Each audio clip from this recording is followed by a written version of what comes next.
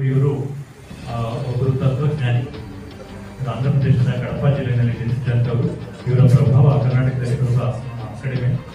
ಇವರು ಒಂದು ರಾಜನ ವಂಶಸ್ಥರಾಗಿರೋದು ಕೂಡ ಸರ್ವಸಂಘ ಪರಿತ್ಯಾಗಿ. ನಮ್ಮಲ್ಲಿ ಕರ್ನಾಟಕದಲ್ಲಿ ಏನು ಸರ್ವಜನ ನಾವು ನೋಡ್ತೀವೋ ಅದೇ ರೀತಿಯಾಗಿ ಜಗತ್ತಿಗಳ ಮೂಲಕವಾಗಿ ಒಂದು ಜಗತ್ತಿಗೆ ಲೌಕಿಕ ಜೀವನವನ್ನ ತ್ಯಜಿಸಿ ಒಂದು ಭಕ್ತಿ ಮಾರ್ಗವನ್ನ ಎಲ್ಲರೂ ಕೂಡ ಒಂದು ಒಳ್ಳೆ ಮಾರ್ಗವನ್ನ ಕಂಡುಕೊಳ್ಳೋ ರೀತಿಯಲ್ಲಿ ಇವರು ಬೋಧನೆಯನ್ನ ಮಾಡಿದಂತಹ ಒಂದು ವ್ಯಕ್ತಿ. ಸೊ ಇವರ ಆದರ್ಶಗಳನ್ನ ನಾವೆಲ್ಲರೂ ಕೂಡ ಪಾಲಿಸ್ಕೋಬೇಕಾಗುತ್ತೆ.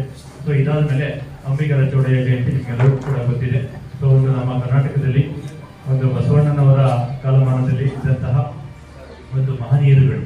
ಸೊ ಒಂದು ವೃತ್ತಿಯಲ್ಲಿ ಒಂದು ಮೀನುಗಾರಿಕೆಯನ್ನು ಮಾಡುವಂತಹ ವೃತ್ತಿಯನ್ನು ಇಟ್ಕೊಂಡು ಸಮಾಜವನ್ನು ಸುಧಾರಣೆ ಮಾಡ್ತಕ್ಕಂತಹ ಜ್ಞಾನ ಮಾರ್ಗದ ಮುಖಾಂತರವಾಗಿ, ಭಕ್ತಿ ಮಾರ್ಗದ ಮುಖಾಂತರವಾಗಿ ಸಮಾಜವನ್ನು ಸುಧಾರಿಸಿದಂತಹ ಒಬ್ಬ ಮಹನೀಯರು. ಈ ಮಹನೀಯರ ಜಯಂತಿಯನ್ನು ನಾವು ಇದನ್ನ ಆಚರಿಸ್ತೀವಿ.